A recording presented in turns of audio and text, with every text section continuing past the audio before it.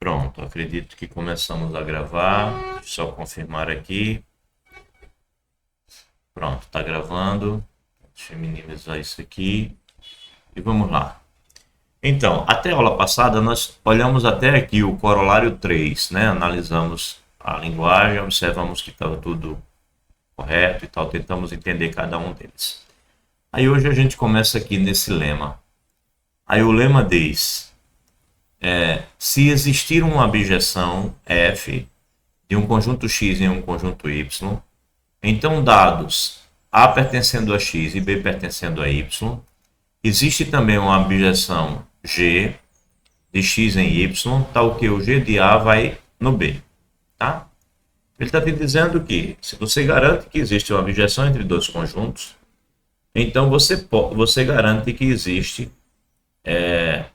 uma outra abjeção que vai num elemento específico do domínio em um elemento específico do contradomínio. Você consegue criar uma outra abjeção, né? Desde que haja uma, você consegue criar uma outra que vai de um elemento que você quer e um elemento que você quer, né? Sempre é possível criar essa nova abjeção. Ou seja, aí vamos ver como é que ele demonstra. Então a ideia é a seguinte: eu estou aqui com o conjunto A, tá, em azul. Eu estou aqui com o conjunto A, não, conjunto X, e eu estou aqui com o conjunto Y. Eu sei que há uma abjeção entre o X e o Y, e eu quero mostrar que, sendo assim, é possível a gente criar uma outra abjeção que vai pegar um elemento A qualquer daqui e vai levar em um elemento B qualquer daqui. Eu quero provar que existe uma abjeção que faz isso, né? Uma abjeção G, desde que eu saiba que existe uma outra abjeção F entre X e Y. Então, se existe essa abjeção, eu consigo essa outra. Aí ele diz assim, vamos supor, né? Ele está supondo assim, que a F não está levando o A no B. Porque se a F levar o A no B, já é a função que eu estou querendo. Então, suponha que a F, ela pega esse A e ela leva em um outro elemento. Ela leva em um B', né? Repito, porque se levasse no B, não tinha mais o que demonstrar. Então, suponha, né, seja f de A igual a um B'. Aí, como f é sobrejetiva, vai existir um A' pertencendo a x, tal que o f do A' é o B. Então, se a f ela pega o A e leva no B', mas como ela é uma abjeção, então vai existir um outro elemento aqui, o A', que simplesmente a f vai pegar e vai levar no B, né? Existe alguém que faz isso, tá? Então, existe isso. Ou seja, suponha que a f não está levando o A no B, mas existirá uma linha que vai fazer isso. Aí ele diz assim, definamos a função g, né, de x em y, tal que o g do A vai no B. Ele quer provar que essa g vai ser a abjeção que ele está procurando. Mas aí ele define da seguinte maneira, essa g, ela vai pegar o A' e vai levar no B'. Então ele pega uma G, né, que ao invés de levar o A' em qualquer outro lugar, ela leva nesse B' aqui, que é para onde a F está levando o A' dele, né? Leva no B', que é para onde a F está levando o A dele, né? A F está fazendo isso. Ele vai construir uma G que pega o A' e leva no B', especificamente aqui. Já para os outros elementos, essa nossa G vai fazer a mesma coisa que a F. Então, por exemplo, a nossa G, ela vai pegar o A, né? Quer dizer, vai fazer a mesma coisa que a F, só não no A e no A'. Então, para qualquer outro X que a nossa G pegar, aqui, qualquer outro X que tiver aqui, a nossa G vai levar no F de X, ou seja, vai levar nos mesmos elementos da F. A única coisa que ela vai fazer de diferente é que ela vai pegar o A' e vai levar no B', né? A G do A' vai levar no B'. E vai pegar o A e vai levar no B, que é como ele quer que aconteça, né? Ele quer que ela seja uma função que pega o A e leva no B. Então a G vai fazer isso, vai pegar o A' e levar no B', vai pegar o A e levar no B. Bem, aí ele diz que é fácil ver que isso é uma abjeção. Ou seja, o que ele está dizendo? que ela vai agir igual a f para todo x que não forem esses dois. Portanto, como a f, né, ela vai ser g de x igual a f de x, qualquer que seja o x, desde que esse x ele não seja o a e o x também não seja a'. Então, todos os outros ele vai fazer igual a f. Como f é bijeção, então nessa parte aqui g é bijeção. E as outras duas ações que ela faz não impede que ela seja bijeção, né? Porque ela vai pegar a', vai levar para o b', vai pegar o a e vai levar para o b. Ou seja, ela vai inverter o que a f faz só para esses dois aqui. No restante, ela vai deixar tudo igual. Portanto, ela é uma bijeção. Ok? Não é difícil verificar que ela é uma bijeção, repito, porque ela é igual a f para todo mundo que não for a' e a. E no a' e no a ela está definida corretamente. Ela pega o a', leva no b' e pega o a e leva no b. Tá? E é claro que o a' e o b' são coisas distintas, porque ele pegou o f, levou o a no b', se levasse no b eu não tinha o que demonstrar. Então esse b' que ele está falando aqui é um cara diferente do b. Portanto, quando a g pega o a e leva no b, pega o a' e leva no b', ela está sendo injetora e sobrejetora também para esses dois. Portanto, ela de fato é uma bijeção. Ok? Bem, então é verdade. Se eu tiver dois conjuntos e eu tiver uma bijeção entre eles, garanto que existe uma bijeção, então eu posso arrumar uma outra bijeção que pega um determinado elemento desse conjunto inicial x e leva no elemento que eu quiser no conjunto final y, tá certo? Eu consigo outra bijeção que faz o que eu quiser. Isso é extremamente útil para você resolver um exercício. Se você tem por hipótese que existe uma bijeção, então você consegue a bijeção que você quiser quando você quiser demonstrar algum fato. Né? Sabendo que existe uma bijeção, você consegue a bijeção que você quiser, a que for útil. Ok. Então, isso é o nosso lema. E como lema, né, a gente sabe que tem a intenção de resolver, de demonstrar um outro resultado. Vai ser usado na demonstração de um outro resultado. Então, vamos lá. Esse é o resultado. Todo subconjunto de um conjunto finito é finito. Então, vamos usar o lema para provar que se eu tenho um conjunto finito, não cabe dentro dele um subconjunto infinito.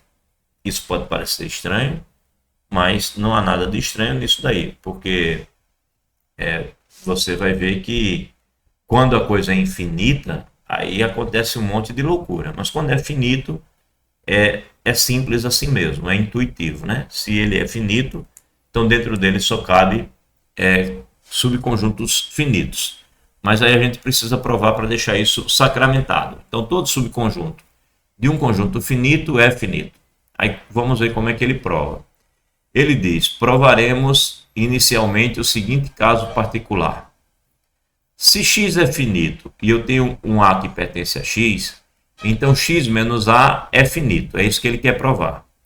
Então ele está afirmando que se eu tiver um conjunto x e esse conjunto x é finito, se eu tirar um elemento a desse conjunto x, ele continuará finito. Isso intuitivamente é claro.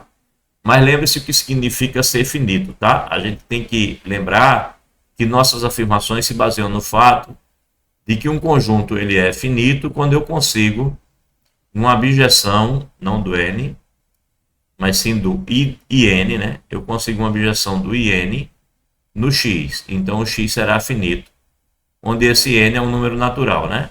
E esse n me diz a quantidade de elementos que eu tenho em x. Lembre-se que a definição que nós estamos usando é essa.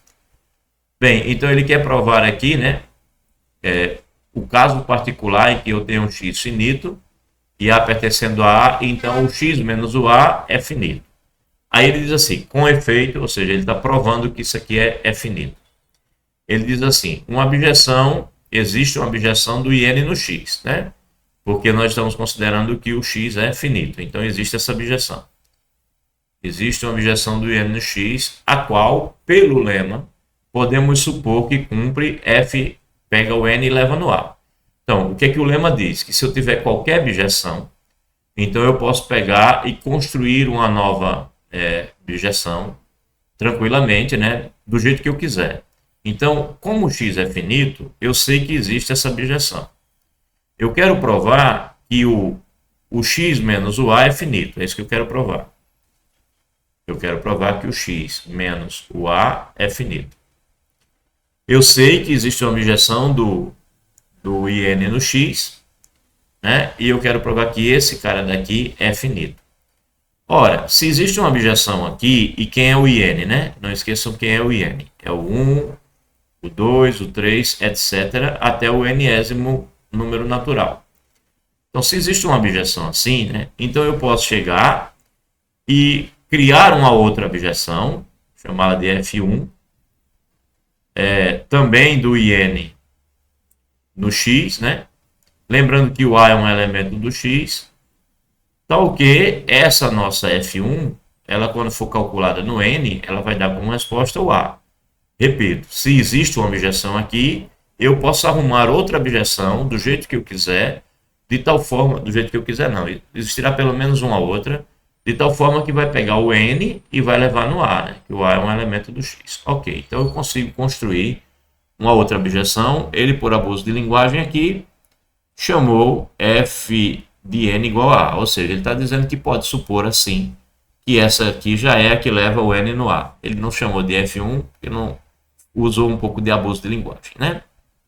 Aí ele diz assim, se n for igual a 1, então x menos a é vazio, portanto é finito. Ele está dizendo assim, suponha que o x só tenha um elemento. Então, se ele tiver só um elemento, ele só vai ter o A, né? Porque nós estamos supondo que o A é um elemento do x. Então, quem vai ser o x menos o A?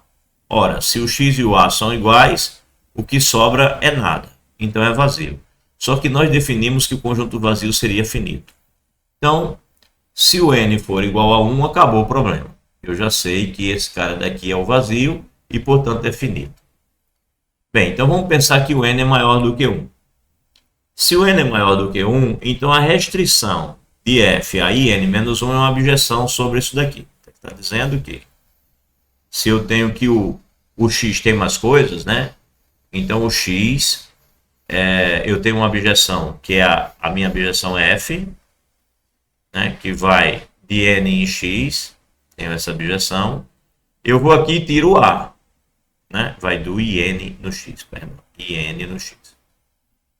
Eu tenho uma objeção que vai do IN no X. Eu vou aqui e tiro A, ou seja, eu tirei um elemento. Portanto, eu tiro um aqui, ó, diminuo um aqui, já que aqui vai ter um elemento a menos. E isso aqui continua sendo uma objeção, né? Considerando que aqui era uma objeção, aqui continuará sendo uma objeção. Ok. Ele diz isso daqui. A restrição da F no IN menos 1 é uma objeção sobre esse conjunto. Bem, conclusão, x menos a é finito, né? Porque eu consegui uma objeção de um IN, que é no caso o IN menos 1, sobre ele. X menos a é finito e tem n menos 1 elementos. Ok. Então, nós conseguimos provar para esse caso particular que o x menos a é finito. E o x menos a é um subconjunto do conjunto x, né? Que eu estou supondo finito. Então, nós provamos que para esse subconjunto aqui, isso é verdade, né? Para um subconjunto que eu tirei apenas um elemento. Ok. Aí ele vai falar agora do caso geral. O caso geral se prova por indução.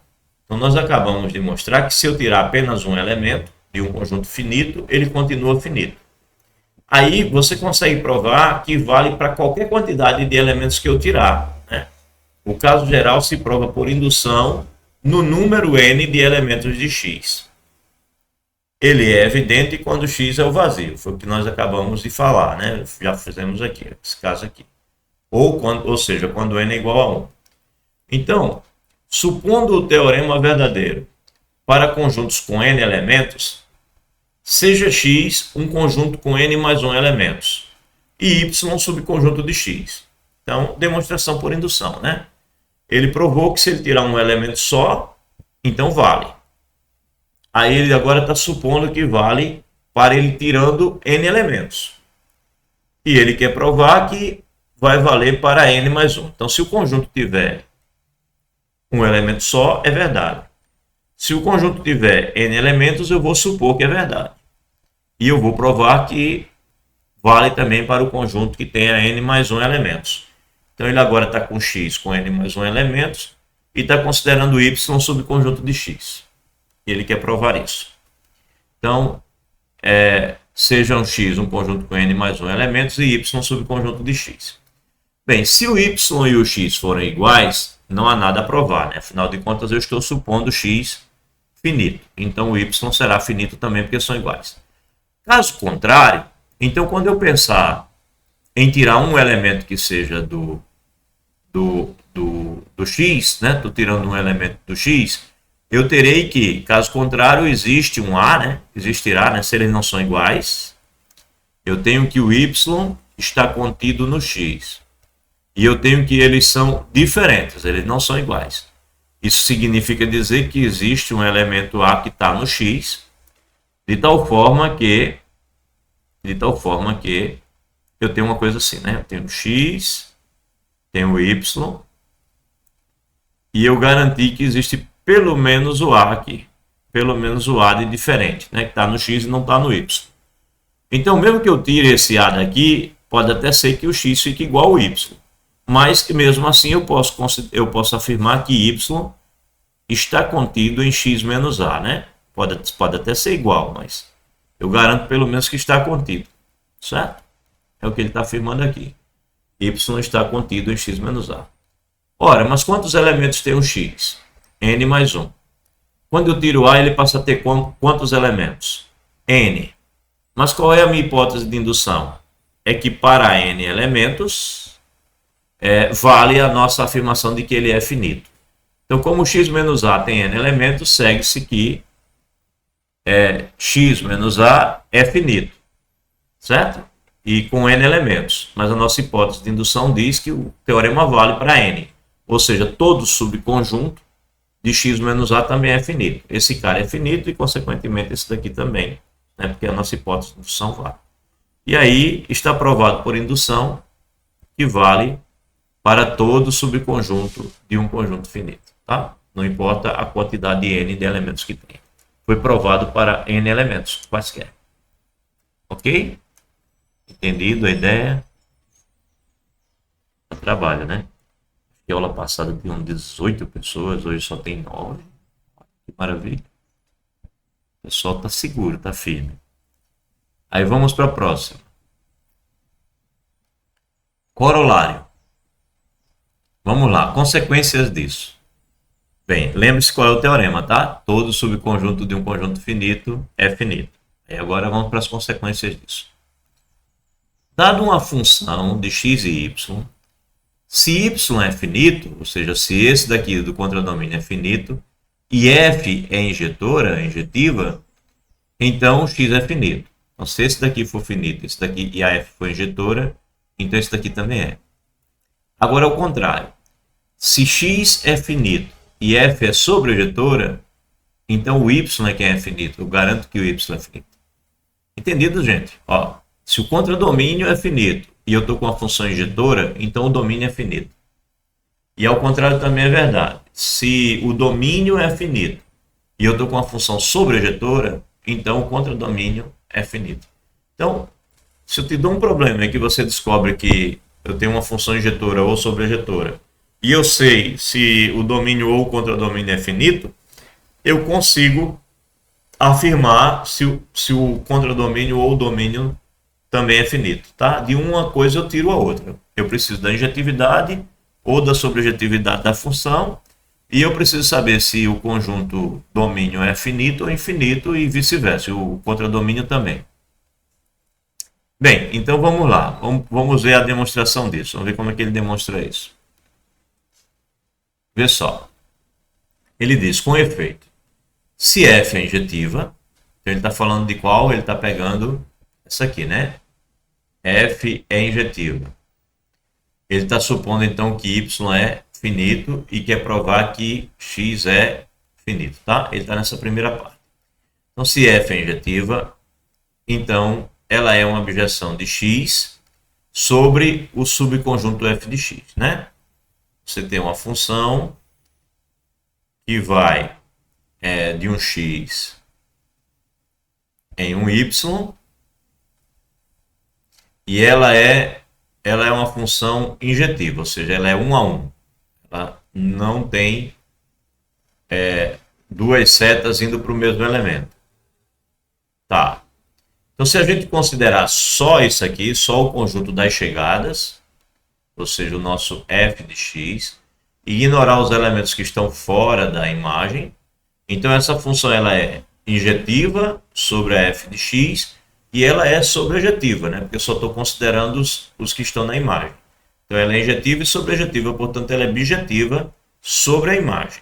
Isso sempre acontece, né, com as funções injetivas em geral. Então ela é uma bijeção, né, não sobre o y, mas sobre a sua imagem, né, sobre o subconjunto f de x do conjunto y. Bem, então o que foi que a gente acabou de concluir? A gente acabou de concluir que existe dentro do y um subconjunto finito, né? Porque eu estou supondo que... Não, eu tenho que o y é finito, né? O y já está garantidamente finito. E eu peguei uma imagem f de x que vai estar lá dentro também sendo... bem, ela vai estar dentro. Ela é um subconjunto. Então é isso que a gente está usando. A gente está usando o resultado, né? Porque eu acabei de concluir. Eu quero concluir que... quem é que eu considero? Eu considero o y finito. E eu acabei de jogar aqui uma objeção. Então, a quantidade de elementos que eu tenho aqui do x está aqui dentro. Então, eu estou com f de x, assim, né? Com maiúsculo, contido em y. Eu estou com f de x contido em y. A quantidade de elementos desse daqui é a mesma quantidade de elementos do x, né? Porque eu tenho uma objeção. E esse daqui é finito. Então, essa quantidade de elementos desse conjunto aqui não pode ser infinita, né? Não posso ter infinitos elementos dentro de um conjunto que é finito, né? Ou seja, em outras palavras, eu peguei uma cópia do x e coloquei dentro do y. Como o y é finito, então eu não tenho como colocar uma cópia do x infinita dentro do y finito, né? Porque é exatamente o que diz o nosso teorema, que nenhum subconjunto de um conjunto finito é infinito, né? Então nós acabamos de encontrar uma cópia do x dentro do y. Então a quantidade de elementos de x é a mesma quantidade de elementos de f de x, e esse f de x está dentro do y, e y é finito. Então esse subconjunto aqui tem que ser finito também. Portanto, isso também é. Tá? Então até aqui ele concluiu a primeira parte do problema. Ele está provando aqui que, como esse vai ser finito, então o x obrigatoriamente é finito também. Ok. Aí agora vamos para o outro lado, como diz ele aqui. Por outro lado, agora ele vai pensar, esqueça a primeira parte do problema, nós agora vamos olhar que f é sobrejetora, a segunda parte da afirmação. Então agora eu vou considerar que x é finito e f é sobrejetora. E eu quero concluir que o y é finito. Então agora pense que x é sobrejetora, que f é sobrejetora e que x é finito. Então o que acontece? Como ela é sobrejetora, para cada y que eu pegar no x, vamos lá, pensar. Como a f é sobrejetora, eu agora quero concluir que x é finito, tá? Então, como a f é sobrejetora, para cada y que eu pegar no x, é a afirmação, para cada y que eu pegar no y, né? Aqui. Para cada y que eu pegar no y, podemos escolher um x aqui, de tal forma que eu tenho uma função g que venha do y no x, né? Porque eu tenho que a f é sobrejetora.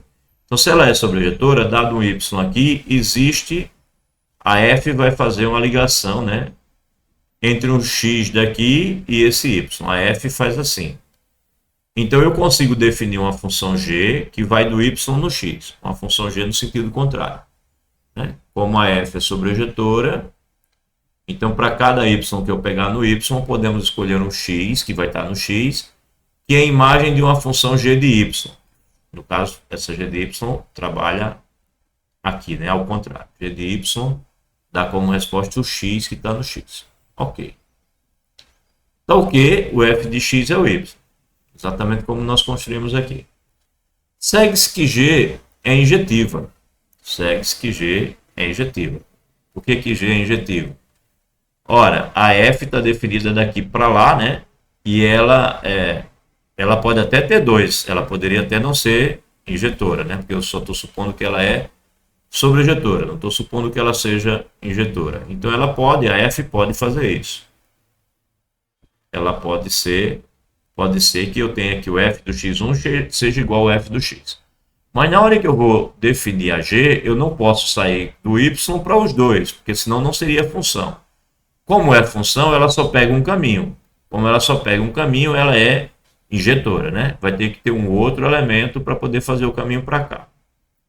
Portanto, de fato, segue-se que g é injetivo.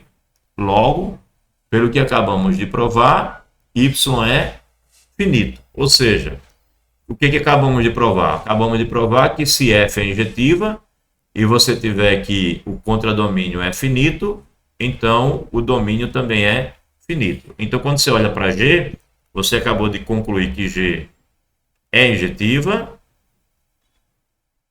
G é injetiva. O x, por hipótese, é finito nessa segunda parte do nosso problema. Consequentemente, o y é finito pela primeira parte da nossa solução, né? Então, ele usa a g aqui, ele olha para g como se fosse a f da primeira parte do problema.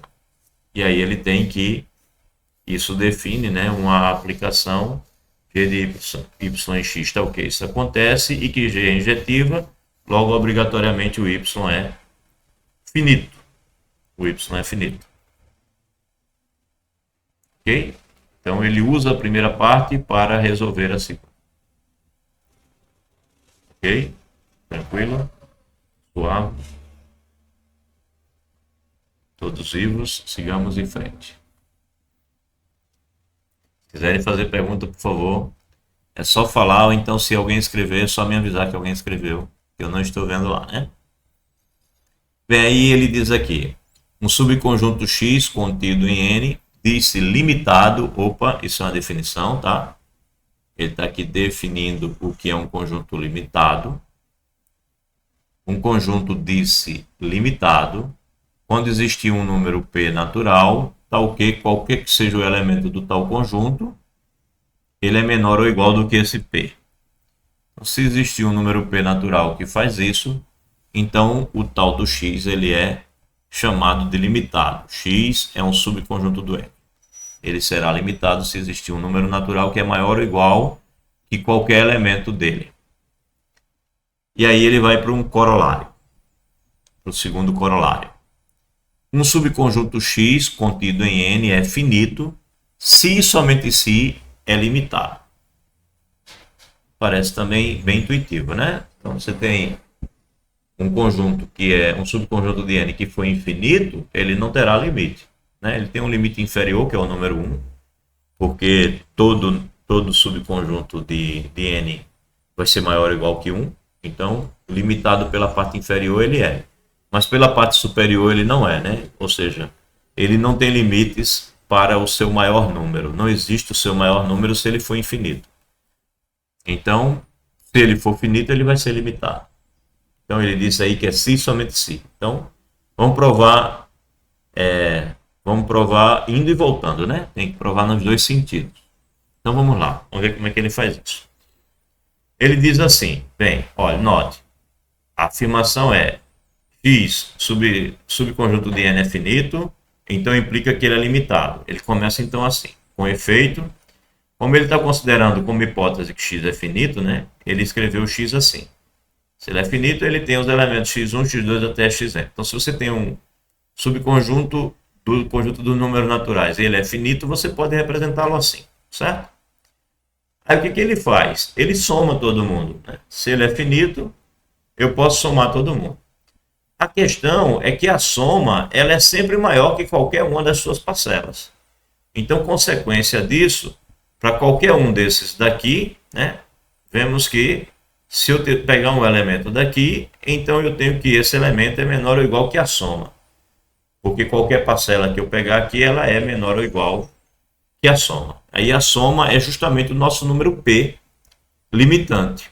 Então, se você tiver um subconjunto finito, conjunto de n finito, ele é limitado pela soma dos elementos. Se soma os elementos, esse resultado fica maior do que cada um dos elementos desse conjunto. Portanto, ele é limitado por esse número, né? Por esse número natural. Portanto, se for finito, é limitado. Agora eu preciso do contrário. Se for limitado, é finito. Aí ele diz, reciprocamente, se você tiver que um subconjunto dos naturais é limitado, então eu tenho que esse conjunto estará limitado pelo IP, né? Então, se eu tenho um subconjunto dos números naturais que é limitado, significa dizer que existe um número P que é maior ou igual que todos os elementos dele. Isso significa dizer que se eu pegar o IP, né, se eu pegar o IP, que é esse subconjunto aqui, o conjunto X será formado por elementos daqui, né? Já que o P ele é maior ou igual que todos os elementos do X. Então, se ele é limitado, ele estará contido nisso daqui. Ora, mas esse cara é finito. Então, ele é subconjunto de um conjunto finito. Portanto, ele é finito também pelo teorema que a gente acabou de falar, né? Teorema 2, que é o teorema que a gente está estudando agora. Esse teorema aqui, todo subconjunto de um conjunto finito é finito. Então, você tem que o X é subconjunto do IP e o IP é finito, portanto, X é finito também. Conclusão, de fato, se for limitado, é finito, se for finito, é limitado. Não há o que provar a mais. Aí vamos falar de conjuntos infinitos. Chega de conjuntos finitos. Cansamos. Vamos para os infinitos. Aí qual a definição de um conjunto infinito? Lembra que eu disse a vocês, né? Aula passada. Não invente coisa. Não fique falando de número de areias no mar. Números de grãos de areia que compõem a terra inteira. Não. Sabe? Não fale nessas coisas porque isso é finito. A gente não saber contar ou não ter condições de contar, se fosse contar levaria a vida inteira e não daria tempo, não significa dizer que é infinito. Então você não pode ficar dizendo, as estrelas são infinitas, quantidade infinita, você não sabe. Acreditamos que seja finito. Os universos têm uma espécie de limite, eu não sei exatamente como é isso, mas não dá para dizer que isso é finito, né? Agora, quando é finito? É finito quando tem uma bijeção entre um IN e o conjunto. Aquele conjunto será finito se eu tiver uma bijeção com o IN. Ok, isso é ser finito. E aí, quando é infinito? Quando é infinito? Disse que um conjunto é infinito quando não é finito. Oh! Então, o que é um conjunto infinito? É um conjunto que não é finito, tá bom? Só isso. Só isso. Não tente inventar nada mais. Defina o que é finito e diga que o infinito é o que não é finito. Assim, x é infinito quando não é vazio, né? Porque a gente disse que o vazio será finito. Nem existe, seja qual for o n natural, uma abjeção f do IN no x, porque essa é exatamente a definição de finito. Finito é um conjunto vazio ou então um conjunto tal que existe um n natural e uma abjeção f do IN no x. Aí o x é finito. Portanto, ele não é finito. Ele é infinito quando ele não é finito. Certo? É isso. Aí, por exemplo, o conjunto n dos números naturais é infinito. Por quê? Em virtude do corolário 2 do teorema 2. Isso aqui, o corolário 2. Esse aqui. Que diz que um subconjunto x do n é finito se somente se é limitado. O problema é que o conjunto dos números naturais não é limitado. Não é limitado. Você tem como argumentar isso? Diz aí. Suponha que seja. Então, se ele for limitado, ele teria um P que é maior ou igual que todos os elementos, todos os números naturais, né? Aí você tem que mostrar que isso não é possível. Certo? Bem, mas se P é natural, P mais 1 é natural. Ok. E P mais 1 não é limitado por P. Acabou. Então, você mostrou que não é limitado. Se não é limitado, então não é finito. Seria a maneira de demonstrar essa afirmação dele aqui, quando ele diz que o corolário 2 demonstraria esse fato. Aí ele diz aqui, pelo mesmo motivo, se K for um número natural, então o conjunto dos múltiplos, K vezes N, dos múltiplos de K, é infinito. Então, novamente, ele está dizendo que para mostrar que os múltiplos de um número natural K, o conjunto desses múltiplos é infinito, e para você demonstrar isso, basta você mostrar que isso não é limitado. Ok? Bem, aí você também deve arrumar uma maneira de demonstrar esse fato. Olha aí, um bom exercício. Posso colocar numa futura prova. Bem, vamos lá. Teorema 3. Seja X um conjunto infinito. Então, existe uma aplicação injetiva do conjunto dos naturais nele. Opa! Então, ele está dizendo que se eu tiver um conjunto infinito, eu consigo uma espécie de cópia dos números naturais dentro dele. Consigo uma relação de elementos dentro do conjunto infinito que tem uma correspondência com todos os números naturais. Dá para fazer uma lista, né? Dá para dizer, esse é o número 1, esse é o número 2, esse é o número 3 e assim por diante. Injetiva. Eu não estou dizendo que todos os números naturais, que todos os números desse conjunto infinito, né, todos os elementos desse conjunto infinito, estarão associados por um número natural. Não estou dizendo. Pode ser que alguns fiquem de fora. Né, porque eu disse apenas que a F é injetiva. Eu não disse que ela é sobrejetiva. Então, ok. Vamos provar que se x é infinito, a gente consegue uma aplicação injetiva desse tipo. Como é que ele constrói? Ele diz assim. Para cada subconjunto não vazio A contido em X, escolhemos um elemento XA pertencendo a A.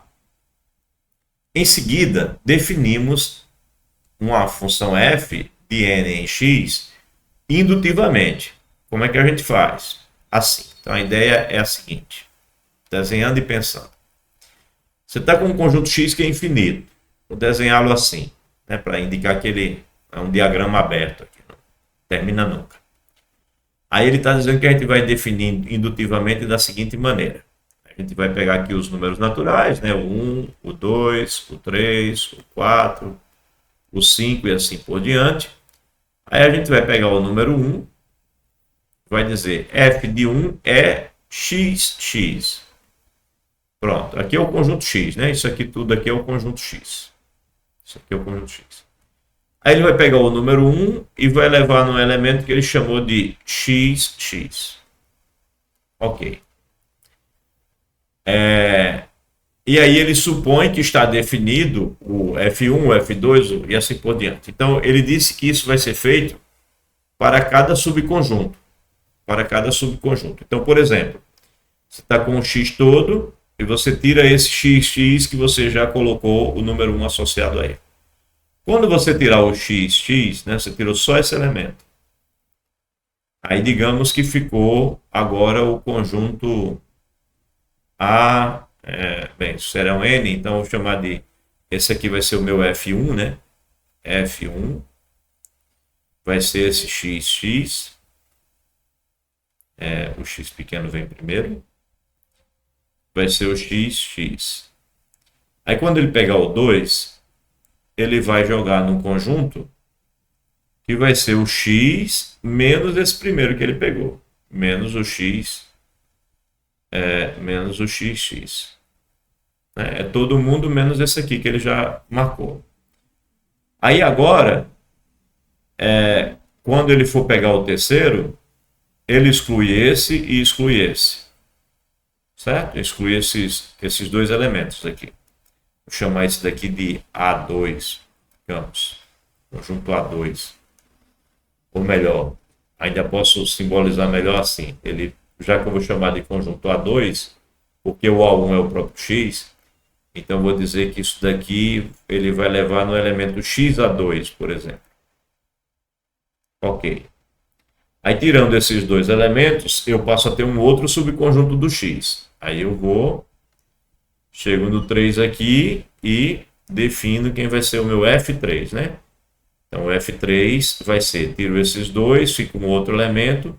Então, ele vai levar, digamos, no xa3. Esse daqui seria o meu xa1, que é o próprio x. E assim por diante. Isso fica indutivamente definido, né? Vou tirando e vou marcando mais um elemento. Vou tirando e vou marcando mais um elemento no subconjunto que resta. De tal maneira que você tem que o F1 é o xx, e supondo que todos esses daqui estão definidos, né? N deles estão definidos, então eu tenho que o AN ele é o x menos as imagens que eu já obtive até a enésima etapa, e como o x é infinito, eu sempre posso continuar fazendo isso daqui infinitamente, nunca vai faltar. Então, na enésima etapa, eu estou com isso daqui. Eu estou com x menos todas as imagens que eu fiz, as n imagens. E aí, como é que eu defino o próximo passo? O próximo passo é o fn mais 1, vai ser justamente o que vai associar-se ao xan. Então, se eu estou definido até o fn, né, que segundo ele aqui seria o x é o elemento, então é minúsculo. O Fn seria o meu x. Bem, como aqui eu comecei já no 2, né? Se eu tivesse começado no 1 aqui, é porque ele considerou como sendo 1 aqui. 1, 2, né? Porque aqui, ó, aqui é 2, está indo para o 1. Aqui é 3, está indo para o 2. Então, dessa forma, o Fn ele vai estar no x a n menos 1, né? Está sempre com um número a menos. De tal forma, quando ele chegar no Fn mais 1, ele vai estar com o elemento x a n. Vai estar com x a n. É o que ele definiu aqui. Bem, isso completa a definição de f. F está bem definida, né? Saiu colocando uma por uma. E, de fato, eu preciso só verificar que essa função ela é injetora. Aí, para provar que f é injetora, o que eu penso? Eu pego dois elementos, m e n, e eu suponho que o m é menor do que o n. Então, o que acontece? Quando eu for calcular o f de m, ele estará dentro do conjunto que vai ser todo mundo até o n-1, né? Todas as imagens até o n-1, porque o m é menor do que o n. Né? Ele só não estará num conjunto que vai estar aqui com o fn. Então o fm estará dentro desse conjunto. Já o fn, que é o próximo número que eu vou calcular, ele vai tirar essa imagem.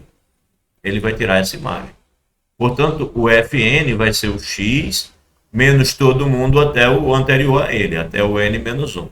Né? Então ele vai tirar essa parte.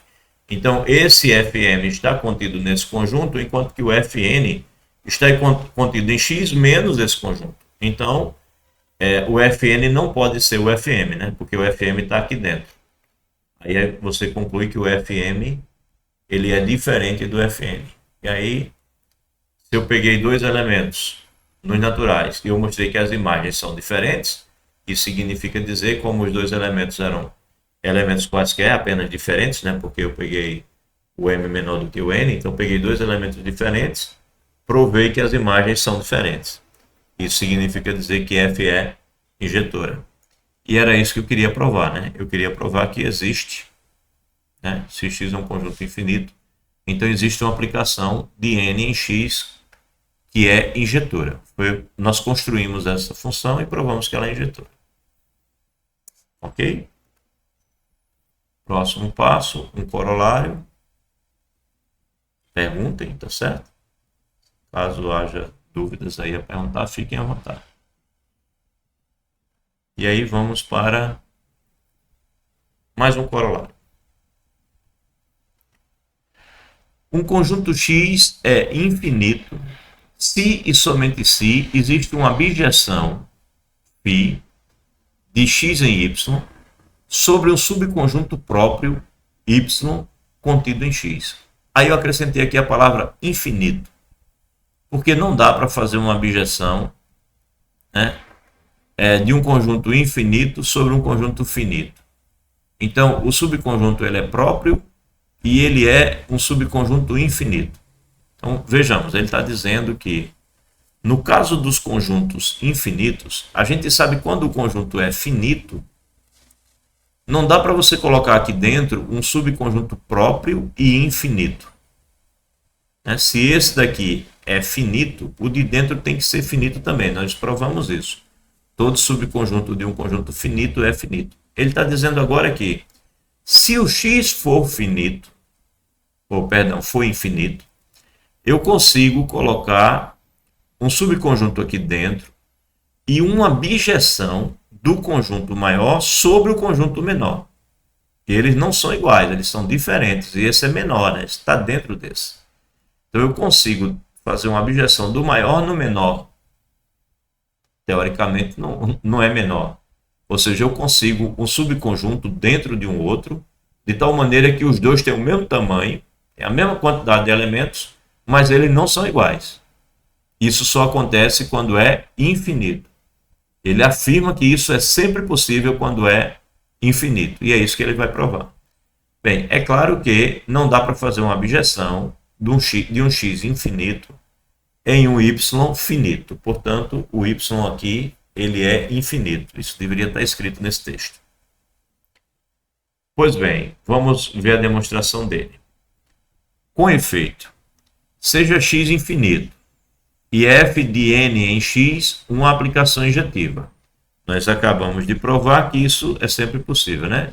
Se x é um conjunto finito, então existe uma aplicação injetiva de n em x. Ok. Então, já que existe, chamei ela de f. Então, seja x infinito e f de n em x uma aplicação injetiva. Aí ele diz assim, escrevemos para cada n, né, pertencente às naturais, o fn como sendo xn. Então, ele está dizendo a você que aqui o conjunto x é infinito. Aí eu pego o conjunto dos números naturais e pego uma função f, de tal maneira que eu faço uma definição assim, o f do x1 eu chamo de x1. Não, como é que ele faz? O f do x1, aqui, f do n é xn. Então, tá errado o que eu estou escrevendo aqui, né? Quero dizer o seguinte. Eu quero dizer a você que f1 é x1.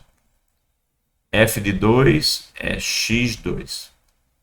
E assim por diante, até o fn eu vou chamar de xn, mas isso continua, né? O conjunto dos números naturais é infinito e eu tenho aqui uma injetora, né? uma função injetiva. Então ela vai pegar todos os naturais e vai sair ponteando aqui, né? Vai identificando elementos aqui. Como o x é infinito, isso não termina nunca.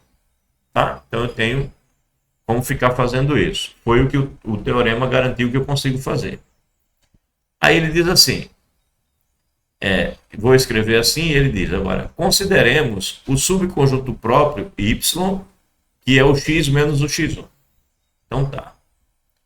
Ele olhou para a situação assim, eu estou com x, dentro do x eu tenho o x1. Aí eu vou e tiro o x1. Tá? Tirei só o x1. Aí ficou todos os elementos. Então, eu estou olhando agora para o x menos o x1. É um subconjunto próprio? Porque é próprio? Porque não é igual, né? O y não é mais o x porque eu tirei o x1. Então, eu vou chamar de y esse conjunto, que é o x menos o x1. Y é o x menos o x1. Aí ele diz assim, definamos a abjeção φ de x em y fazendo o seguinte. Então, o y é esse conjunto x menos o x1. Mas ele vai definir uma abjeção f que vai do x nesse y e da seguinte maneira. Ele vai dizer f é φ, né? Função, uma abjeção φ do x no y da seguinte maneira. Vai ficar assim. Φ de x é x, tá? Φ de x é o próprio x. Sempre que eu tiver com um x, aqui em qualquer lugar do x, né? Φ de x vai ser x. Se x não é um dos xn. Se x não é um dos xn. Então, assim. Eu estou aqui com as f's, né, que vão pegando os elementos de n e levando aqui. Então, se o x não tiver nessa lista da minha f, então a minha φ vai pegar e vai deixar ela mesma. Tá? Vai pegar do x no y, né, que vai ser todo mundo menos o x1, e vai levar o x no x desde que não seja um desses caras aqui dessa minha f. Tá? Não sendo nenhum deles, ela deixa parado, não mexe com eles. Ok. Então, se não for nenhum deles, ela não faz nada. Agora, se for um deles, ela pega e leva para o da frente. Então, se ela, de repente, atacar o f do 1, ao invés de ela dar o x1, ela dá o x2. Até porque o x1 não vai estar aqui, né? O x1 não vai estar aqui, porque o y é x menos x1. Então, se ela pega o f de 1, ela manda se ela pega o 1, ela manda no 2. Se ela pega o 2, ela manda no 3. Se ela pega o 3, ela manda no 4. Ou seja, fazendo assim, ela fica bem definida, porque ela não podia calcular o 1 no x1, mas ela pode mandar no x2, no x3 e assim por diante. Porque ela não tem o x1 aqui para colocar, porque o y não tem o x1. Tá? Mas ela pode fazer todo mundo do 1 até o infinito, mandando do 2, do 3, do 4 e ignorando o 1, começando a partir daqui. Essa lista de cá é tão infinita quanto essa. Só que ele pegou o 1 mandou no 2, o 2 mandou no 3, o 3 mandou no 4 e assim por diante. Ele pulou uma, né, para frente para poder ser possível. Aí quando ele faz isso, o que acontece? Né? Ele construiu uma função de x em y dessa maneira. Então, ele acabou de provar o quê? Ele está provando que se x é finito, existe uma abjeção. Ou seja, ele construiu uma abjeção. Porque a φ vai pegar todos os naturais e vai levar em todos os elementos do y. Porque se os elementos não tiverem sido mexidos aqui pela f, ela vai deixar parado. E se for um elemento que a f mexeu, né, que a f marcou aqui no contradomínio dela, aí ela faz isso. Pega o 1 mandando o 2, o 2 mandando o 3 e assim por diante. Então, por fim, a φ é uma bijeção. E é a bijeção que ele estava procurando, né? Porque lembre-se, ele está provando que se x é infinito, então existe uma abjeção φ. A φ que ele acabou de construir é uma abjeção. Agora ele diz reciprocamente, ou seja, agora vamos voltar ao problema, né? Porque é se somente se. O que ele vai fazer agora? Ele vai considerar que existe uma abjeção φ de x em y sobre o conjunto próprio y contido em x, né? Y sendo infinito. E aí com isso ele vai provar que x é infinito também. Então ele diz que se existe uma abjeção de x sobre um seu subconjunto próprio, né? Ou seja, se existir essa φ, ele acabou de provar que existe no sentido contrário. Aí, em virtude do corolário 3 do capítulo 1, esse corolário aqui, corolário 3 do capítulo 1, não, do teorema 1, né? Corolário 3 do teorema 1, é esse aqui que está aqui em cima. Ele diz assim, não pode existir uma abjeção entre um conjunto finito e sua parte própria. Então, quando eu olho para esse resultado aqui, a minha hipótese diz exatamente que essa objeção existe, né? Existe uma objeção de x em y, onde o y é um subconjunto próprio do x. E a gente acabou de ver ali que se for finito, então não existe essa objeção. Então, se a gente provou que se for finito não existe essa objeção, e eu tomo por hipótese que a objeção existe, então eu acabei de provar que o x ele é infinito, né? Porque se ele fosse finito, isso iria contradizer o corolário 3 do teorema 1. Então, pronto, de fato, está provado indo e voltando o resultado. Ok? Ok? Parece complicado, mas é, né? Parece complicado, mas é complicado mesmo. Mas você tem que organizar o teu raciocínio, estruturá-lo e lendo com cuidado e concluindo o que precisa ser concluído, o resultado. Muito bem. Então temos mais essa informação. Então o que nós já sabemos mesmo? Nós sabemos que se o conjunto for finito, ele não tem um subconjunto que não seja finito dentro dele. E sabemos que não dá para fazer uma abjeção entre um subconjunto próprio de um conjunto finito e ele mesmo. Não tem como. Mas se for infinito, tem. E acabamos de ver como é que constrói isso, né? Então é uma anomalia interessante para um subconjunto, para um conjunto infinito, né? Ele tem dentro dele subconjuntos que têm a mesma quantidade de elementos que ele. É mais ou menos isso. E subconjuntos próprios. Ou seja, subconjuntos que não são iguais a ele. Então, em resumo, se ele for finito, não dá para ter um subconjunto dentro dele que tenha a mesma quantidade de elementos que ele. Mas se ele for infinito, dá para ter dentro dele subconjuntos que também são infinitos, com a mesma quantidade de elementos que ele. Estranho, né? Você tem uma coisa dentro da outra e a quantidade de elementos diferentes. E a quantidade de elementos daqui está dentro é igual à quantidade de elementos daqui está fora. E aí ele faz esse comentário aqui, ó. Se n1 for n menos o número 1, então φ de n em n1, ela pega o n e leva no n mais 1. É uma objeção de n sobre o subconjunto n1, que não tem o número 1. A gente está dizendo a você que se você tem o conjunto dos números naturais, que é igual a 1, 2, 3, etc., finitos, né? Finitos elementos, conjunto dos números naturais.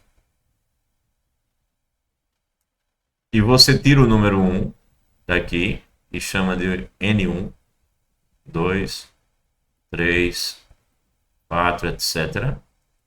Não é mais o mesmo conjunto. Mas você consegue uma função daqui para cá, que é uma objeção. O que ela faz? Ela pega o 1 mandando 2, pega o 2 mandando 3, pega o 3 mandando 4 e assim por diante até o infinito. Ou seja, ela pega f de n e leva em n mais 1. E ela é uma objeção. Pega o f de n e leva no n mais 1 e é uma objeção. Foi o que a gente fez aqui. Pegou o φ de 1, mandou no x2, o φ de 2 mandou no x3, o φ de 3 mandou no x4. E aqui é uma particularização, né? O φ de 1 manda no 2, o φ de 2 manda no 3, né? Porque aqui não é x1, x2, x3, e sim os próprios elementos. Isso daqui é aquela história lá do hotel, eu esqueci o nome do matemático, depois a gente vê isso daí, né? Que você tem um hotel com infinitos quartos e chega um hóspede para se hospedar. E os infinitos quartos estão ocupados. Aí o que você faz para hospedar o cara no hotel que tem infinitos quartos e chega uma pessoa para se hospedar, mas o hotel está ocupado? Aí você vai e avisa para todos os hóspedes, né? Dá um aviso geral. Todos vocês, né, saiam do quarto onde estão e vão para o quarto com uma numeração a mais. Aí o cara do quarto número 1 vai para o quarto número 2, o cara do quarto número 2 vai para o quarto número 3, o do 3 vai para o 4, o do 4 vai para o 5. Bem, você vai conseguir fazer isso com todos. É Hotel de Hilbert. Obrigado, Antônio. Você manda todo mundo para o quarto da numeração seguinte e aí sobra o número 1. Aí você vai e hospeda o cara, né? A brincadeira é mais bonitinha, né? Também tem, você tá lá com infinitos quartos e chegam infinitos hóspedes. E você precisa ocupar, né? Precisa receber as pessoas, você não vai mandar as pessoas embora. Os infinitos hóspedes. Aí o que você faz? Você avisa a todos os hóspedes que se mudem para o dobro, né? Acho que o dobro do número dele, né? Então, quem está no 1 vai para o 2, quem está no 2 vai para o 4, quem está no 3 vai para o 6, quem está no 4 vai para o 8, assim por diante. E aí, quando você faz isso, ocupa com os hóspedes, os infinitos hóspedes que tinham antes, passam a ocupar os quartos de numeração par, né? E aí os quartos de numeração ímpar sobram, né? Você multiplicou por 2, todo mundo. Então todos os quartos de numeração ímpar sobram e eles são infinitos. Aí você recebe os seus infinitos hóspedes e coloca só nos quartos de numeração ímpar. Hotel de Hilbert. É essa ideia que a gente está tendo aqui, né? Ele disse aqui quanto a mudar de posição, né? Aí mais geralmente fixado P pertencendo a N, podemos considerar P mais 1, P mais 2, etc. Ou seja, você pode tirar os P primeiros elementos e colocar as P pessoas que chegaram no hotel para ocupar os P primeiros quartos, né? E definir a abjeção φ de N, NP, que pega N e soma N mais P. Do mesmo jeito que foi N, N mais 1. Então, se a quantidade for maior, você consegue fazer a mesma coisa. Bem, fenômenos desse tipo já tinham sido conhecidos por Galileu, que foi o primeiro a notar que há tantos números pares quanto os números naturais, mostrando que se P é isso daqui, é o conjunto dos números naturais pares, então dá para fazer o φ do n em P, dado por φ de n igual a 2n, e isso é uma abjeção, e evidentemente os números ímpares, é o conjunto dos números ímpares, vai sobrar, né? Então dá para você fazer uma outra abjeção de n em i, φ de n igual a 2n menos 1, ou seja, dá para você colocar os seus infinitos hóspedes, também é uma abjeção. E aí, nesses dois últimos exemplos, n menos p, conjunto dos números naturais menos os pares, é os ímpares, e conjunto dos números naturais menos os ímpares são os pares, são infinitos. Enquanto que n menos np, onde np é só os p primeiros elementos, né? É finito. Opa, Você está tirando o NP, ele é do P mais 1 em diante, né? O NP é do P mais 1 em diante. Então, o que sobra são os elementos do 1 até o P. Tá? O NP é isso aqui, do P mais 1 em diante. Então, se você tirar do P mais 1 até o infinito, o que vai sobrar são justamente os naturais de 1 até P. Então, interessante essa observação. E a lembrança do Hotel de Hilbert. E aí, conjuntos enumeráveis. Temos meia horinha para falar dele, vamos ver se dá para terminar este capítulozinho bonitinho. Conjuntos enumeráveis. Um conjunto diz enumerável quando ele é finito, tá? Aí aqui não se discute, tá? Se for finito, ele é enumerável. Ou quando existe uma abjeção φ de n em x. Note que não existe uma abjeção φ de n em x se o x for finito. Não dá para fazer essa abjeção, certo? Então, quando ele é finito, a gente não discute. A gente simplesmente diz que ele é enumerável. Agora, se ele for infinito, para ele ser enumerável, eu preciso ter uma abjeção do conjunto dos números naturais nele. Nesse caso, f chama-se uma enumeração dos elementos. Então, quando você está diante de um conjunto enumerável, a abjeção de n nesse conjunto é chamado de enumeração dos elementos. E aí, se você escrever f de 1 como sendo x1, f de 2 como sendo x2, f de n como sendo xn, etc., você pode dizer que o conjunto pode ser escrito assim. Veja, com uma reticênciazinha aqui, porque ele é infinito. Você está pensando nele infinito. Bem, aí teorema 4. Todo subconjunto do conjunto dos números naturais é enumerável. Todo subconjunto do conjunto dos números naturais é enumerável. Então, se for finito, não se discute. Aceita-se que é enumerável. Se for infinito, aí tem que arrumar uma maneira de fazer uma objeção entre n e esse subconjunto infinito. A gente acabou de ver, né, o exemplo dos pares, dos ímpares, etc. Agora, vamos ver como é que ele demonstra esse fato. Ele diz assim: se x for finito, não há mais o que demonstrar. Nada a demonstrar. Aí supõe então que ele não é finito.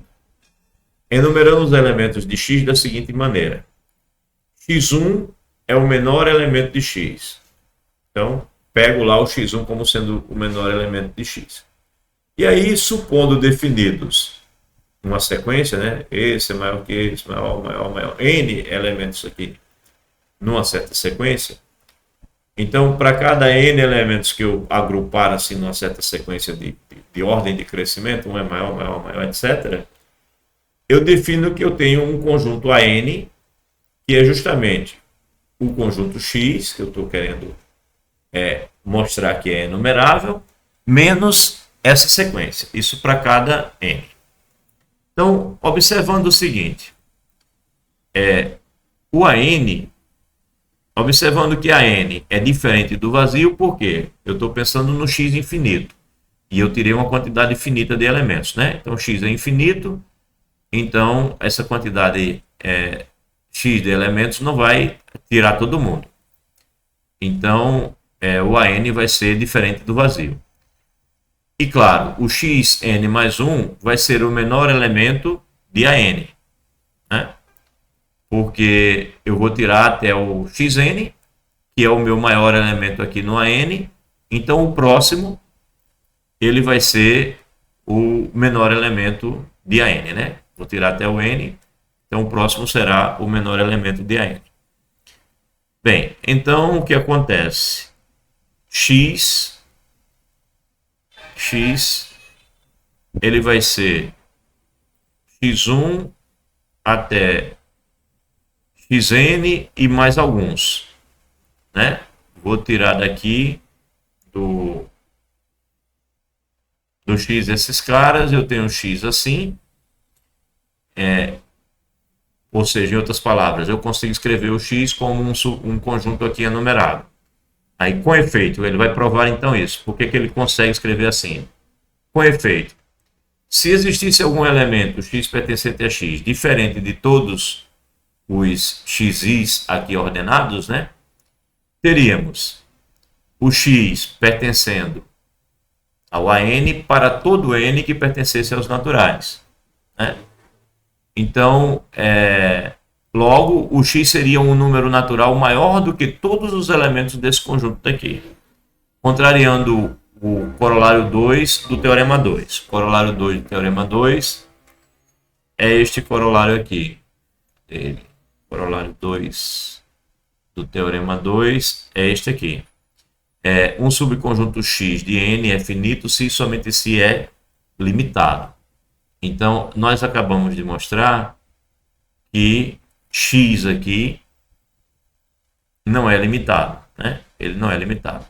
Você sempre terá o próximo elemento. Portanto, você não está com um conjunto, na verdade ele é infinito, então consequentemente ele não é limitado, e aí você tem que x de fato se escreve dessa maneira.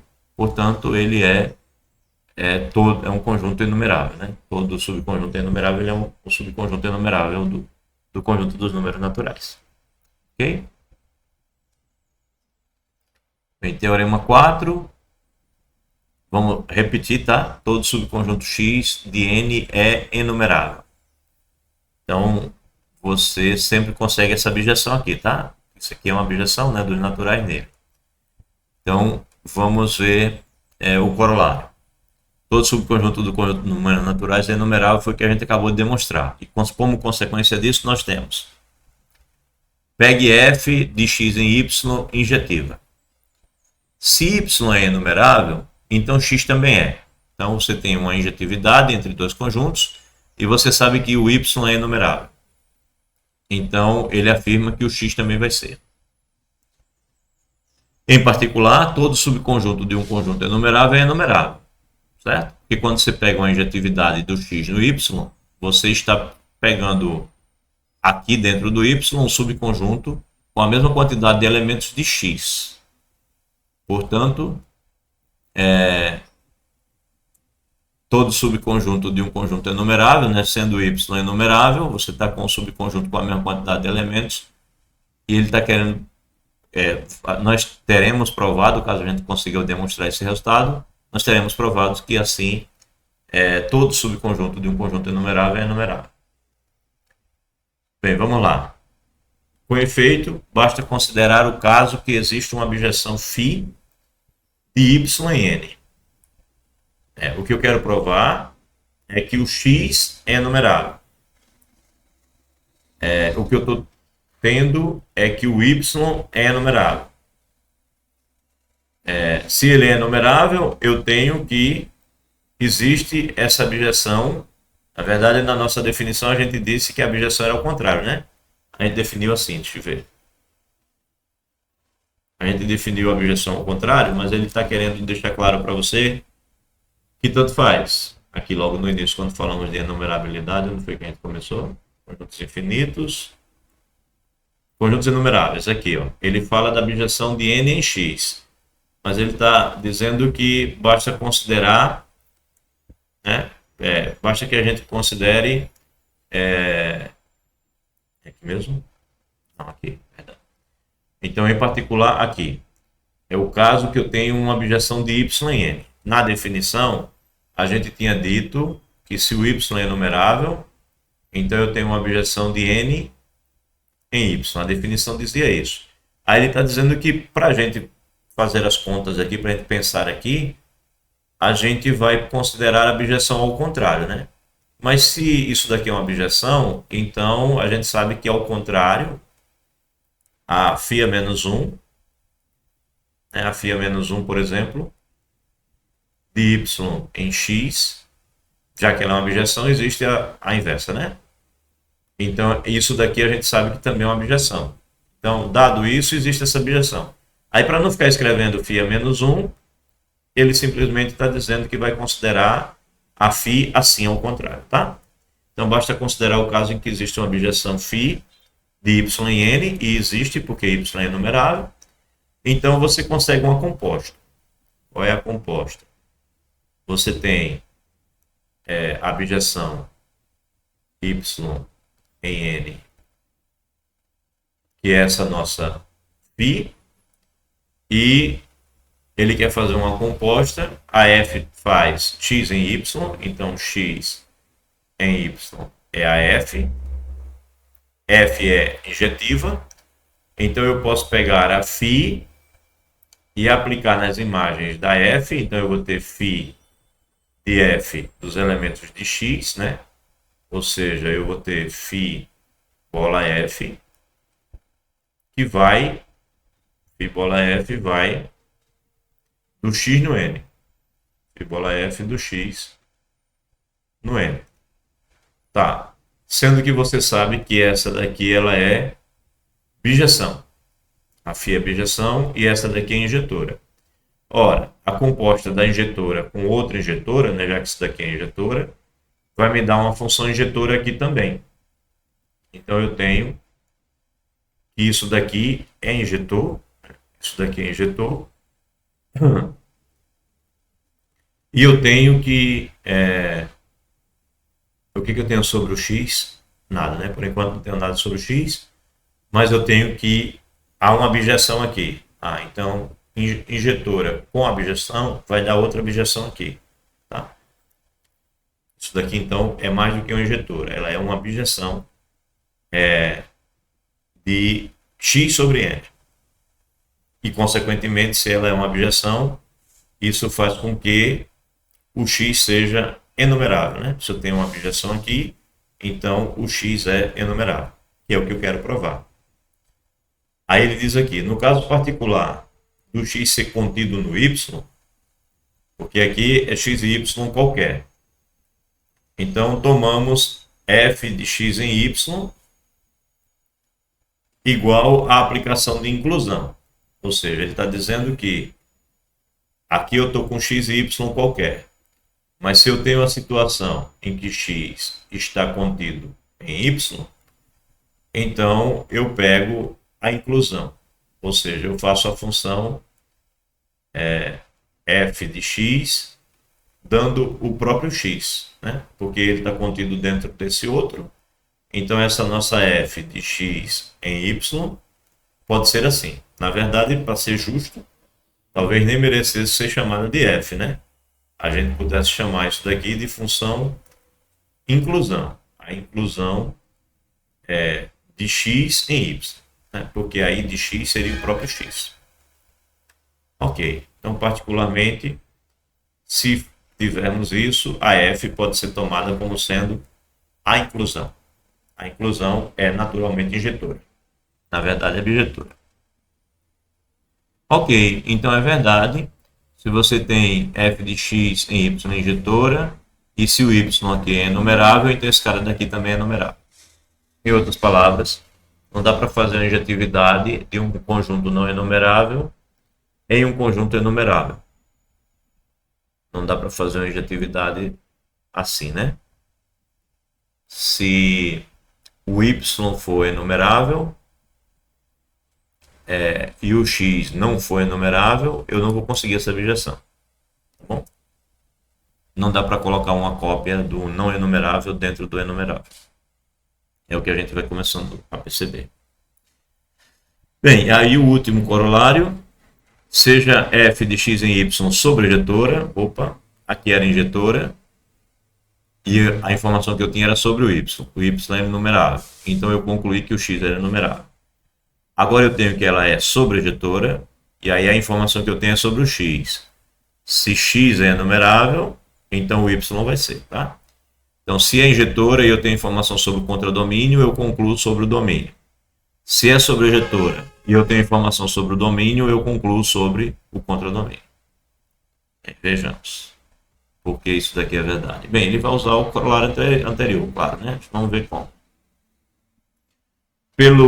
Com efeito, ela é sobrejetora. Então, para cada y que eu pegar aqui, podemos escolher um x aqui, né, tal que eu tenha uma função g de y em x, ou seja, ao contrário. Ele vai usar realmente o resultado anterior. Ele está dizendo assim, né? Eu tenho aqui um x, eu tenho aqui um y, e eu tenho que f é uma função sobrejetora. Então, para cada y que eu pegar aqui, eu sei que eu tenho, né? Como f é uma função sobrejetora, eu sei que existe o x aqui no y, tal que a f de x vai ser o y, porque ela é sobrejetora. Então, sendo assim, eu consigo falar de uma g que pega o y e vai ser o x. Então, g do y vai ser o x. Então, eu posso pegar f e aplicar e. Então, f do g do y é a f do x, que é o y. A f do x, que é o y. Tá ok? Isso acontece. Aí, isso define uma aplicação g, a função g.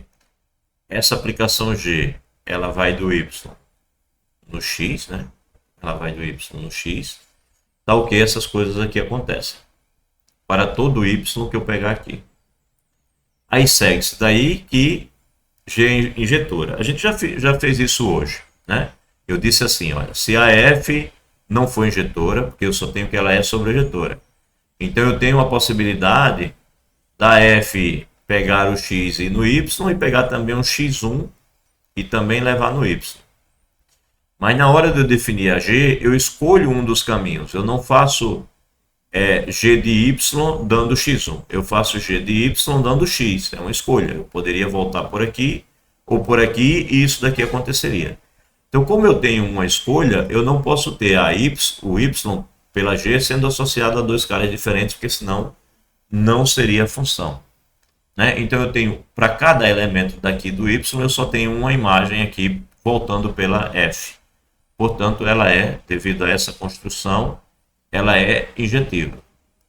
E aí, pelo corolário 1, o anterior, né? Y é numerável. Ou seja, ele inverteu para ficar nessa situação. Ele construiu uma injetora do domínio no contradomínio. Só que o domínio da G é o Y, o contradomínio é o X. E aqui o que ele concluía sobre o domínio. Ele dizia que o domínio é enumerável. Então, como ele inverte aqui, ele conclui que o enumerável é o domínio da G, que é o contradomínio da F, ou seja, é o Y, que era o que ele queria concluir, que Y também é enumerável. Ele inverte o processo para usar o corolário anterior. Bem, ainda temos mais 2 coroláriozinhos e temos 15 minutos. Vamos concluir, porque eu acho que só temos esses 2 coroláriozinhos. Temos 2 exemplos também e depois exercícios. Vamos lá. Corolário 3. O produto cartesiano de 2 conjuntos enumeráveis é um conjunto enumerável. Se quiserem fazer perguntas, fique à vontade. Estou aqui com o fone atento. Então, corolário 3. O produto cartesiano de 2 conjuntos enumeráveis é um conjunto enumerável. Lembre-se, se for finito não tem muito o que se discutir, mas se for infinito, eu estou com o objetivo de mostrar que existe uma abjeção do conjunto do produto cartesiano. Estou colocando n por n, mas pode ser x por y, né? Vou colocar assim: existe uma abjeção de n em x cartesiano y. O produto cartesiano de 2 conjuntos enumeráveis. Eu sei que x é enumerável, y é enumerável, e eu quero provar que existe uma abjeção de n nesse conjunto, tá? Considerando que esse conjunto ele é infinito. Porque se ele for finito, por definição, ele já é enumerável. Então ele diz assim: com efeito, x e y são enumeráveis. Bem, se x e y são enumeráveis, existe bijeção, né, do n no x e do n no y. Mas ele nem sequer exigiu que seja bijeção. Ele falou que existem sobrejeções do n no x e do n no y. Aí ele vai e diz assim: logo, φ, aí ele define a φ. A φ que ele quer provar, né, a bijeção que ele quer provar que existe, ele define dessa maneira. Ele diz assim: logo, φ de n cartesiano n em x cartesiano x, dada por... Aí ele pega e diz que vai definir assim: a φ, ela vai pegar os elementos aqui, o m e o n, e na primeira entrada ela vai devolver a f de m, e na segunda entrada ela vai devolver a g de n. Como f é sobrejetora e g também é sobrejetora, então, consequentemente, ele tem que essa função φ também é sobrejetora. Tá? Também é sobrejetora. Aí ele diz: portanto, basta provar que n cartesiano n é enumerável. Por que basta provar isso? Ele acabou de provar que se a f for sobrejetora e você tem que o domínio é enumerável, então o contradomínio também é. Então, se ele provar que esse domínio aqui é enumerável, ele tem que esse contradomínio também é. Então, ele agora precisa só mostrar que o n cartesiano n é enumerável. É isso que ele precisa provar. E para isto, consideremos a aplicação de n cartesiano n em n. Então, ele quer mostrar que o n cartesiano n é enumerável.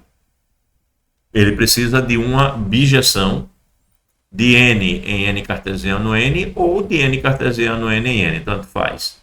Aí ele vai definir essa função dessa maneira. Ele define essa função dessa maneira. Poderia ser outra? Poderia. Encontre uma outra. Ele pegou essa, tá? E ele quer provar que isso é uma bijeção de n cartesiano n em n. Se ele fizer isso, ele provou que n cartesiano n é enumerável. Usa o corolário anterior e garante que x cartesiano y é enumerável. Tá? Então, repito. Poderia ser outra? Poderia. Mas ele pegou essa. Provavelmente que é fácil de fazer, né? Exatamente. Ele pegou porque é fácil de mostrar. Ele pegou aqui um produto de 2 potências de números com bases números primos aqui. Consequentemente, isso daqui é a fatoração em números primos, né, dos números da imagem aqui. Os números dessa imagem aqui é a fatoração. fatoração. Essa função vai em números naturais. E esses números naturais têm essa fatoração. Aí o que acontece? O que é que me garante a unicidade da decomposição de um número em fatores primos? Ou seja, a imagem daquela função está nos números naturais, né? Uma potência de 2 vezes uma potência de 3 vai ser um número natural. E esse número natural, ele é exatamente aquela fatoração. E ela é única, né? Se você mudar o m ou mudar o n, não é mais o mesmo número. Qualquer número que tiver ali naquele resultado, ele só tem aquela fatoração em números primos. Ela é única. Portanto, para cada par mn que eu pegar, eu vou ter apenas um número natural. Logo, ela é injetora. Ela é injetora, né?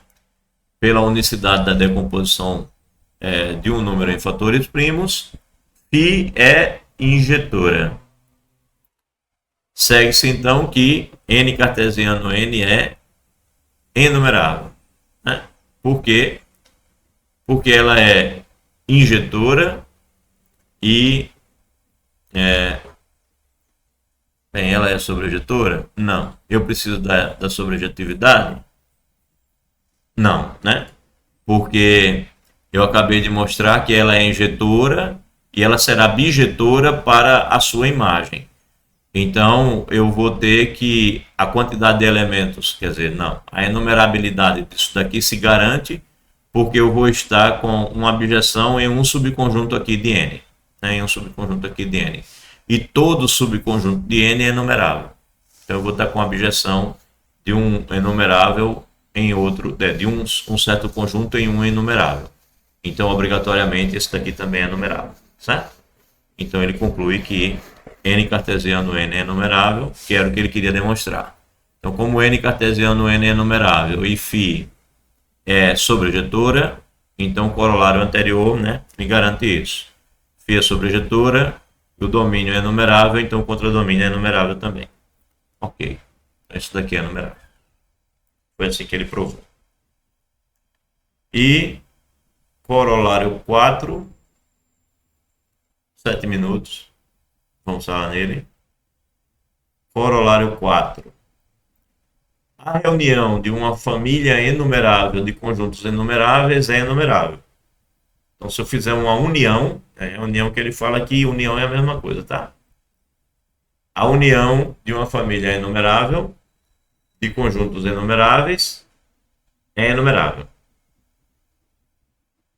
Então, vamos lá. Bem, eu tenho uma família de conjuntos enumeráveis, tá? Então, dados esses conjuntos x1, x2 até xn enumeráveis. Então, se eles são enumeráveis, existem sobrejeções de n no x1, de n no x2, de n no xn. Beleza. Aí ele diz assim, tomemos x igual a união infinita, tá? Isso é uma união infinita, eu tenho infinitos conjuntos inumeráveis aqui, então isso daqui é a união infinita, é assim, é o x1 unido com o x2, unido com o x3, unido com o xn, unido, tá? Esse símbolo significa isso, é a união inumerável, a união infinita aqui. Você vai ter infinitos elementos, tá? Vai ter infinitos conjuntos aqui, essa união aqui. Aí ele diz que dá para definir a sobrejeção do conjunto dos números, né, do produto cartesiano de natural com natural em x, né? Em x. X é a união, tá? Então ele agora quer fazer uma objeção. Ele quer fazer uma objeção que vai do n cartesiano n nessa união aqui, nessa união em x. E como é que ele definiu essa injeção, essa sobrejeção, né? A preocupação dele é só com a sobrejeção agora. Porque, repito, se você tem que um é enumerável e esse é enumerável, você faz uma sobrejeção aqui, então o corolário lá me garante que esse daqui vai ser enumerável também. Então por isso ele só precisa mostrar que aqui é uma sobrejeção. Aí ele definiu assim, ó. Ele disse que a nossa f aqui, ela vai pegar um número natural m, um número natural n, e vai dar como resposta a fn de m. Ou seja, desse par aqui, ele vai dar um elemento daqui. Qual elemento aqui vai ser? Sei lá, pense, por exemplo, no oitavo elemento, né, já que cada um desses é enumerável, então dá para dizer que tem o primeiro, o segundo, o oitavo que seja. Então eu vou pegar o oitavo elemento do cara que está no x5. Né? O cara está aqui no x5, eu quero o oitavo elemento. Então eu faço f de 8, 5. Porque ele definiu aqui, ó, que a f2 é do n no x2 e assim por diante. Então esse n aqui é exatamente o número do x aqui. Então é o n, né? Que é o número do x. Quem é o meu n é o segundo. Então 5 é o 5. Tá? E o oitavo é o elemento número 8. Então eu vou ter aqui o f5 do 8. A f existe? Existe, porque é justamente a f que define a enumerabilidade de cada um. Então essa f já existe. Então a f do 8, 5, ela vai ser simplesmente a f de 5, que já foi definida para cada um, aplicada no 8. Ela vai pegar o elemento 8 que tiver no x5. E assim por diante. Como você pode variar o m e o n aqui à vontade, você consegue cobrir todos os elementos, né, que tiver nessa união aqui. Todos os elementos conseguem ser escritos dessa maneira. Então, ele define essa função. E aí ele diz assim, o caso de uma união finita, né, porque esse daqui é infinito, mas o caso de uma união finita reduz-se ao anterior, porque então ele vai considerar o x como sendo a união do x1, xn, e daqui para frente ele repete. Ó. Se a união for finita, ele fica repetindo o xn eternamente, e ele terá, do mesmo jeito, uma sobrejetividade. E aí, como ele conseguiu construir uma sobrejetividade de n cartesiano n, que ele provou que é enumerável, em x, que é a união, então, obrigatoriamente, essa união também é enumerável. Tá? Ele está usando o corolário anterior para isso. Aqui ele só repetiu, ó, xn, xn eternamente, e aí ele consegue a sobrejetividade para a união finita vista como se fosse uma união infinita. Né? Então, se só tiver ali 5 subconjuntos inumeráveis, x1, x2, x3 até x5, aí ele fica repetindo dali em diante, x5, x5, x5, x5, por exemplo. E aí ele tem uma função sobrejetora, né, porque o m e o n é livre, ele pode ficar variando o quanto ele quiser. Ok. Quando ele diz xn, xn, xn, mas é claro, né? O x6 vai ser o x5, o x7 vai ser o x5, o x8 vai ser o x5, que é para poder fazer sentido essa definição. Senão você vai ter que repetir pares, aí vai deixar de ser função. Né? Um mesmo par vai ter duas imagens. Bem, apesar de usar n, mas vai variar até o infinito, transformando essa que seria finita numa infinita. Bem, o teorema 3 acima significa que o enumerável é o menor dos infinitos. Com efeito, ele pode ser reformulado assim. Todo conjunto infinito contém um subconjunto infinito enumerável. Teorema 3, ele está dizendo o seguinte aqui. Teorema 3. Cadê o teorema 3? Aqui. Teorema 3 está dizendo que se x é um conjunto infinito, então existe uma aplicação injetora, né, de n em x. Bem, como n, se você tiver um subconjunto, se você tiver um conjunto que for enumerável, você tem uma abjeção em n, né? Y em n. Ora, aí o y em n e depois a f vai do n no x. Isso significa dizer que dentro do x, que é finito, você consegue uma cópia do n, né? E o y vai para o n vai para o x. Aqui dentro vai ter um subconjunto com a mesma quantidade de elementos de y, onde y é enumerável. Portanto, qualquer conjunto infinito, ele tem uma cópia né? Ele vai ter um subconjunto enumerável dentro dele. E vai ser o menor deles, né? Vai ser o menor deles. Por isso que ele afirma aqui que é o menor dos infinitos, né? Todo conjunto infinito contém um subconjunto infinito enumerável. Ou seja, se você pegar um subconjunto infinito e já enumerável, não adianta ficar olhando para subconjuntos dele, né? Porque qualquer um que for infinito vai ser exatamente igual a ele, vai ter a mesma quantidade de elementos que ele. Então, dado um conjunto infinito, você consegue uma cópia de um infinito enumerável dentro dele. Então, por isso ele usa esse abuso de linguagem e diz que, dado um conjunto infinito, dentro dele vai existir um outro infinito enumerável. Então, o menor infinito que tem é o infinito enumerável. Tá? Bem, nós praticamente terminamos o capítulo 1. Só tem esses dois exemplos. Eu pediria a vocês que me ouvissem um pouquinho só nesses exemplos para a gente poder concluir. O primeiro exemplo aqui diz assim: o conjunto Q dos números racionais é enumerável. Ó, interessante. Ele olha para o Q, né, pela sua definição. Ora, você pode olhar o Q como sendo o Z cartesiano Z, né? Assim, Z cartesiano Z estrela. Ou seja, para cada fração M sobre N, eu posso associar um par. Né? Para cada fração M sobre N, eu posso associar um par, onde o primeiro elemento pertence a Z e o segundo elemento pertence a Z, mas não pode ser o zero. Então, Z cartesiano Z estrela. E esse conjunto aqui, né, com esse feito, escrevendo isso, podemos definir uma função sobrejetora desse nesse. A questão é que esse é enumerável. Então, se você tem uma função sobrejetora desse enumerável em Q, isso significa dizer que Q é enumerável, né, pelo corolário anterior, lá, o corolário que nós mostramos isso. F sobrejetora e de um enumerável em um outro conjunto implica que esse conjunto é enumerável. Certo? Agora, aí a questão é mostrar que Z cartesiano Z estrela é enumerável.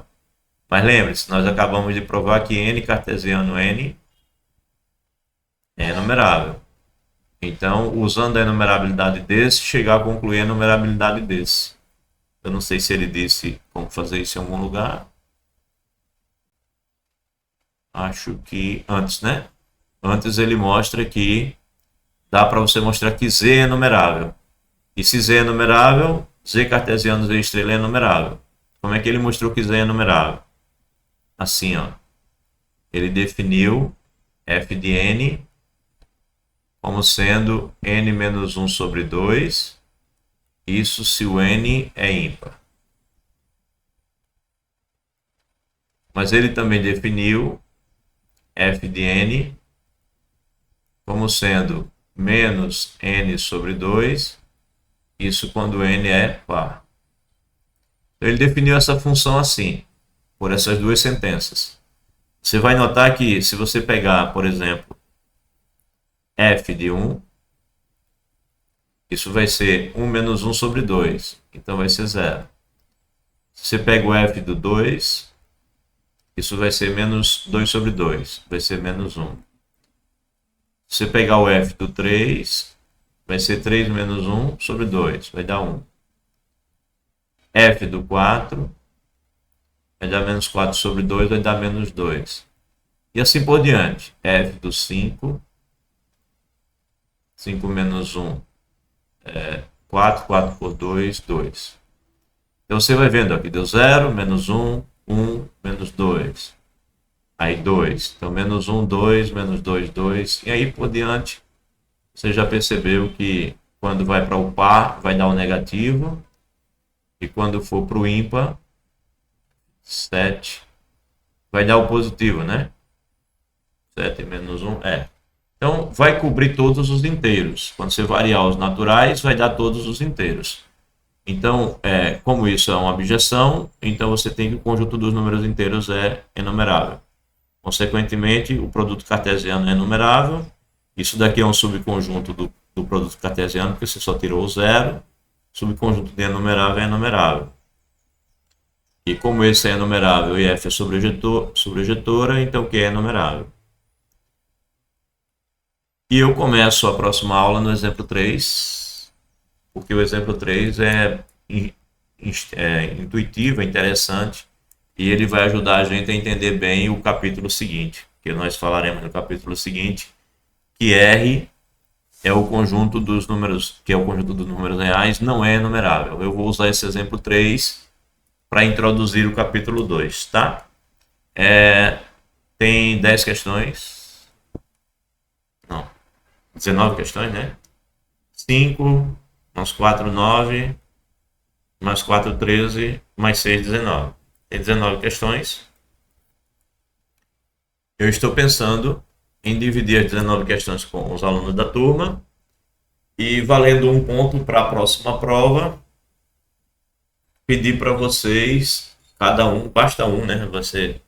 Eu acho que tem 19 alunos na turma, se não tiver, tem quase isso. Então, uma questão para cada um, e cada um me manda o código TEC da solução de cada uma dessas questões. Tem na internet, tem em vários lugares, ou você mesmo vai lá e resolve. Tem 19 alunos, olha que maravilha. Dá exatamente uma para cada um. Aí vocês procuram uma solução. Deixa eu parar a gravação para a gente poder continuar conversando.